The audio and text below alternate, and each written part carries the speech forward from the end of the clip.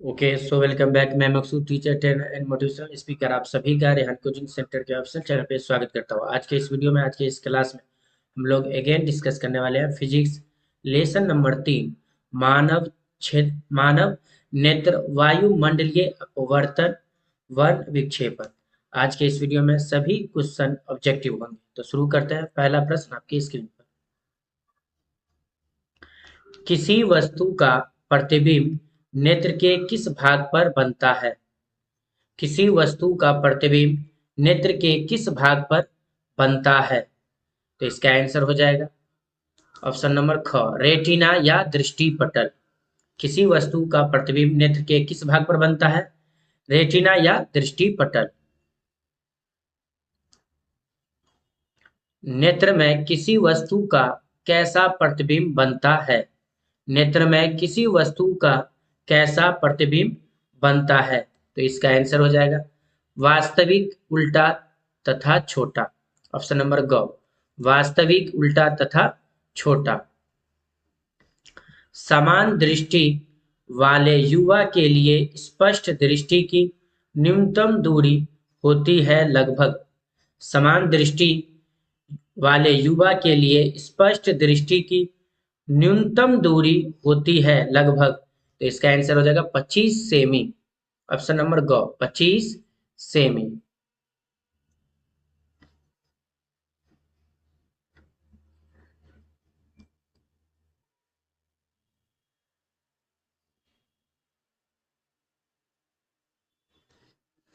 समान नेत्र अधिकतम कितनी दूरी तक की वस्तुओं को साफ साफ देख सकता है?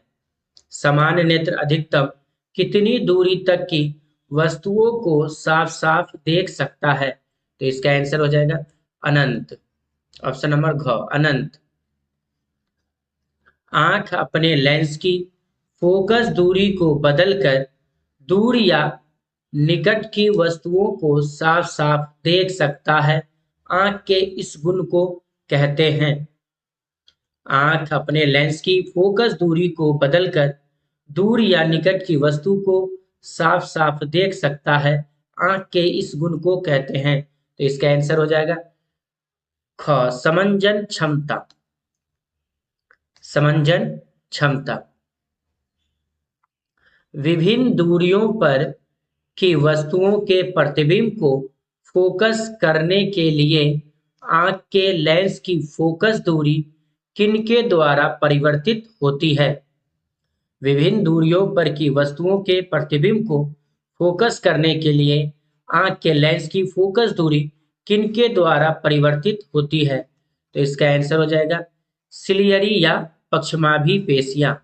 सिलियरी या पक्षमाभी पेशियां। ऑप्शन नंबर ग। नेत्र लेंस की फोकस दूरी कम हो जाने से कौन सा दृष्टि दोष होता है? नेत्र लेंस की फोकस दूरी कम हो जाने से कौन सा दृष्टि दोष होता है? तो इसका आंसर हो जाएगा ऑप्शन नंबर क, निकट दृष्टि दोष।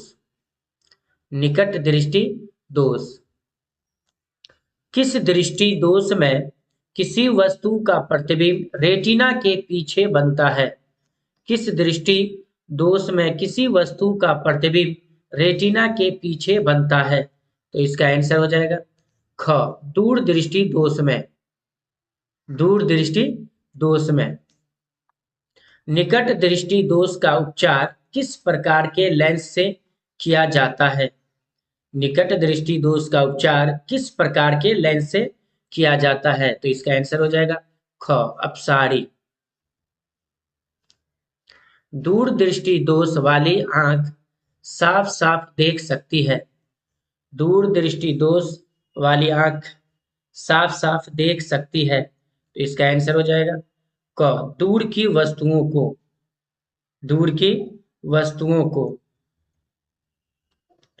दूर दृष्टि दोष का उपचार किस प्रकार के लेंस से किया जाता है? दूर दृष्टि दोष का उपचार किस प्रकार के लेंस से किया जाता है?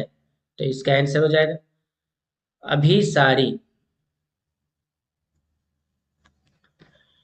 प्रिज्म से होकर गुजरने के बाद श्वेत प्रकाश विभिन्न वर्णों यानी रंगों में विभक्त होता है।